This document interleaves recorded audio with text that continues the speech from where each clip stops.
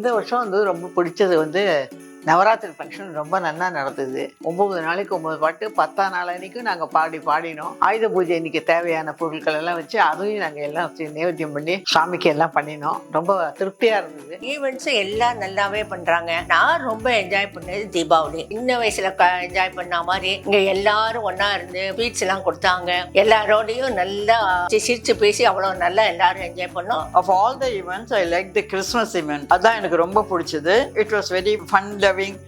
Even all the work were done with meticulously, very beautifully, and they were looking very grand. எனக்கு நினைச்ச மறக்க முடியாத very அற்புதமான ஒரு விஷயம் வந்து இந்த பிள்ளையாருக்கு புழக்கட்டை பண்ணி படைச்சது தான்.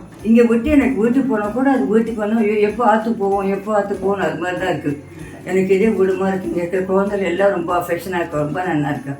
ஹர் ஃபெஸ்டிவல் என்ஜாய் பண்ணுறோம். ரொம்ப நல்லா இருக்குது. என்னோட பர்த்டே இதுவரை கொண்டாடுறதை விட பெஸ்ட்டாக கொண்டாடு. அது மாதிரி கொண்டாடினதே இல்லை. ഇവിടെ അതിഥിയായിലുള്ള അതിഥിയായെത്തുന്ന നമ്മളെല്ലാം ബന്ധുക്കളാക്കി മാറ്റുന്നു. So they are giving good love and affection.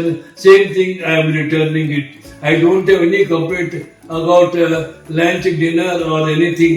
Here everything is available. On one bell all will come. நான் இங்கே வந்த போது கிறிஸ்மஸ் கொண்டாடினோம். வீட்டில் கூட அந்த மாதிரி கொண்டாட மாட்டோம். நெய்பர்ஸ் கூட அந்த மாதிரி பழகி செய்ய மாட்டோம். அந்த அளவுக்கு பர்ஃபெக்டாக ஆர்கனைஸ் பண்ணுறாங்க.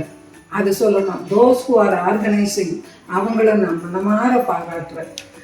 நல்லா கிறிஸ்மஸ் ஃபங்க்ஷன் என் லைஃப்லேயே நான் ஸ்கூலில் ஒர்க் பண்ணியிருக்கேன். எவ்வளோ கிறிஸ்மஸ் ஃபங்க்ஷன்ஸு ஸ்கூலில் நாங்கள் செலிப்ரேட் பண்ணியிருக்கோம்.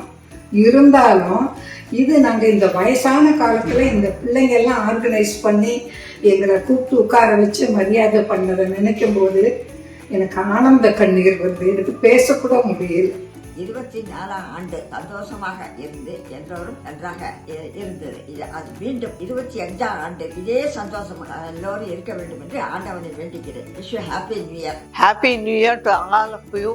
உங்க எல்லாருக்கும் 2025 a very happy new year. Wish you all a very very happy new year.